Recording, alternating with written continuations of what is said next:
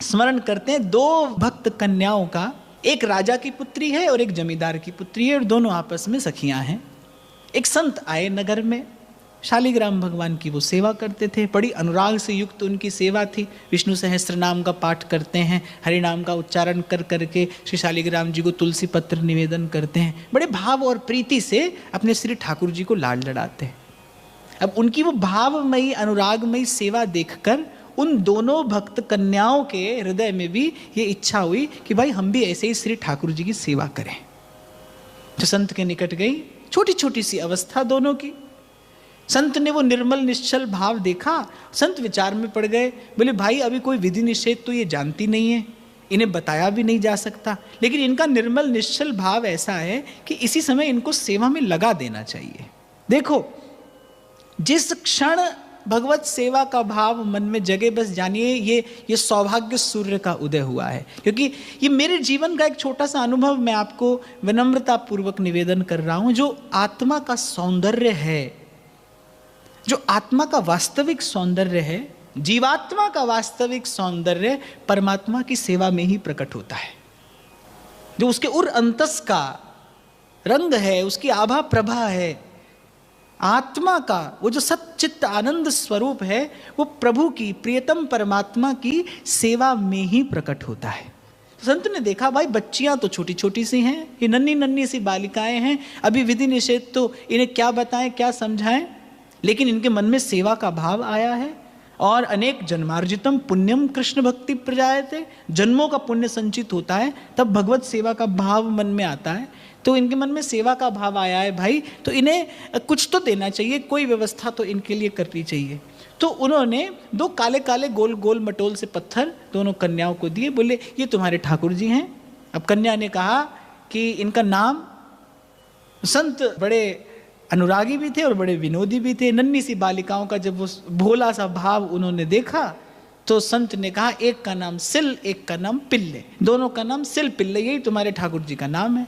अब भाई वो दोनों कन्याएं तो वो गोल मटोल सा जो काला पत्थर है, वो जो शिलाखंड है, उसी में श्रीमन नारायण की भावना करके उसी की सेवा करती हैं। बड़े अनुराग से तुलसी दल उन्हें निवेदन करती हैं, भोग लगाती हैं, आरती उतारती हैं। और भाई भक्त के बस में है भगवान, बड़े भाव से बड़े प्रेम से उनकी सेवा करती। करते करते करते अवस्था बड़ी हुई, विवाह का समय आ गया।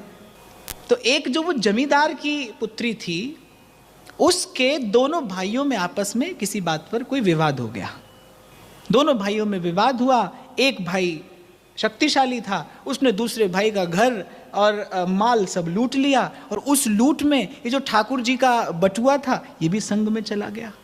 अब भाई इस कन्या के हृदय में तो बड़ी भारी व्याकुलता, ये तो श्री ठाकुर जी के बिना अपने प्राण त्यागने को आतुर, ठाकुर जी के बिना एक पल को चैन नहीं। और जैसे उस दिन श्री वल्लभाचार्य महाप्रभु के प्रसंग में मैंने आपको निवेदन किया था ना, भाई अपने ठाकुर जी से ऐसी ही प्रीति होनी चाहिए। एक बात मैं आपको निवेदन करूं, यदि आप अपने ठाकुर जी की सेवा करते हैं तो उन्हें परिपूर्ण मानकर ही उनकी सेवा करिए।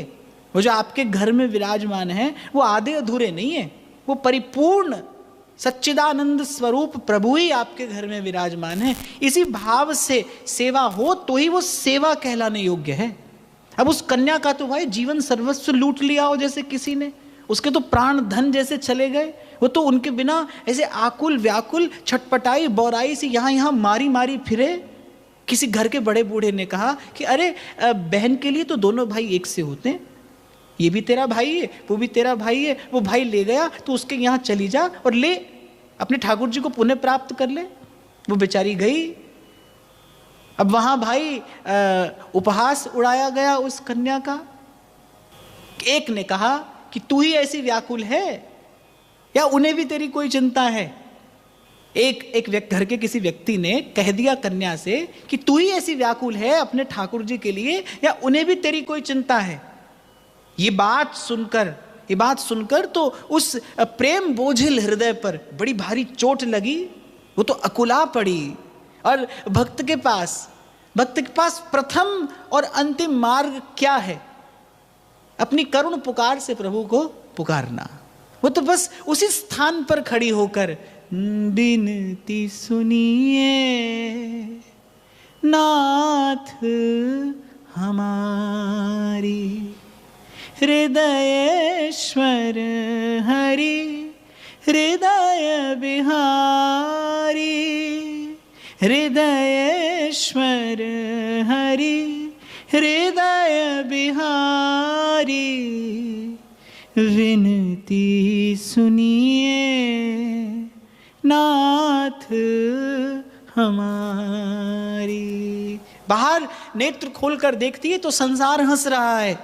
देखो कैसे पगलाई जा रही है अपने ठाकुर जी के लिए। अरे क्या होता है ये सब। अब भक्ति भाव से विमुख लोग तो भाई ऐसा ही आचरण करते हैं। बाहर संसार हंस रहा है और भीतर हृदय, हृदय धन के लिए रो रहा है, बिलख रहा है। दीनानाथ अनाथ का भला भया संजोग, जो अब तारोगे नहीं, मेरी हंसी करेंगे लोग। रोती बिलखती बस वहीं से। अब नाम भी देखो क्या है। संत ने नाम भी क्या दिया ठाकुर जी का। न तो हरि कहना सिखाया, न नारायण कहना सिखाया, न श्री कृष्ण और न श्री राम। बोले नाम भी दिया है तो सिल पिल्ले। बस उसी अवस्था में खड़ी पुकारती है, दीनानाथ अनाथ का भला भया संजोग, जो अब नहीं तारोगे प्रभु तो मेरी हंसी करेंगे लोग। अब तो हट कर कर वही द्वार पर खड़ी है, द्वार पर खड़ी है। भोरी हित जन दीन की बिनती अवश्य मानिए, कोटि जन्मन की बिखारन आपनी पहचानिए। बस वो पुकार प्रभु के कान तक पहुंची। और मैं तो प्रथम दिन से ही व्यासपीठ से यही निवेदन करता आया हूं कि भाई न भगवान हंसने से मिलते हैं, न रोने से मिलते हैं, और न कहीं खोजने से मिलते हैं। प्रभु तो पुकारने से आते हैं, पास चल कर आते हैं। तो मुझे तो लगता है ये भक्ति सिद्धांत है भाई। भगवान तो पुकारने से आते हैं आपके निकट, पुकारिए उन्हें। मैं तो प्रथम दिन से व्यासपीठ से यही गाते गाते आज यहां तक पहुंचा। तुझको पुकार रहे आओ आओ रसिया, तुझको पुकार रहे आओ आओ रसिया, सब दुख दूर हुए जब तेरा नाम लिया। तो बड़े करुण हृदय से प्रभु को पुकारा, और देखते ही देखते जो संसार उपहास कर रहा था, देखते ही देखते आकर हृदय से लग गए प्रभु। वो जो शालिग्राम जी का बटुआ था, अब तो वो शालिग्राम ही है क्योंकि नारायण के भाव से उनकी सेवा हो रही है। वो जो ठाकुर जी का बटुआ था वो आकर लगा हृदय से। देखता रह गया सारा संसार। और जो उसकी सखी थी उसका विवाह हुआ, जो राजा की कन्या थी उसका विवाह हुआ किसी दूसरे राजा के पुत्र से। और संयोग कह लीजिए, प्रारब्ध कह लीजिए, प्रभु की लीला कह लीजिए। भगवत विमुखों का परिवार, साधु संत का तो नाम भी किसी ने नहीं सुना। और मुझे तो लगता है भाई एक भक्त के लिए इससे प्रतिकूल और कोई स्थिति नहीं हो सकती। गोस्वामी जी तो कहते हैं बरु भल वास नरक कर त्राता। नरक का वास अच्छा है पर दुष्ट संग जिन देई विधाता। हे प्रभु विमुख का संग न मिले। प्रियादास जी भक्तमाल की टीका में कहते हैं, प्रभु मुझे हाथी के पैर तले कुचलवा दीजिए, हाथी के पैर तले कुचलवा दीजिए, कांटों की शैया पर सुला दीजिए, किसी भी नरक में मुझे रखिए, लेकिन ऐसे जन का संग ना दीजिए जो आपसे विमुख हो, जिसके हृदय में आपकी भक्ति ना हो। ऐसे भक्ति विहीन का संग मुझे ना दीजिए। तो भाई उस राजा की जो कन्या का विवाह हुआ एक भगवत विमुख से, उसके हृदय में बड़ी पीड़ा कि भगवत विमुख मेरा स्पर्श करेगा। तो वो जब पालकी में बैठी जा रही है ससुराल, तो उसने हृदय से लगाए हैं अपने वो ठाकुर जी का पिटारा जो है वो छाती से चिपटाए बैठी है, नेत्रों से अश्रु की धार बह रही है। हे प्रभु क्या मेरे भजन भाव में खोट था कि आपने मुझे किसी ऐसे विमुख के संग जीवन यापन करने को दिया। वो ऐसी रोती बिलख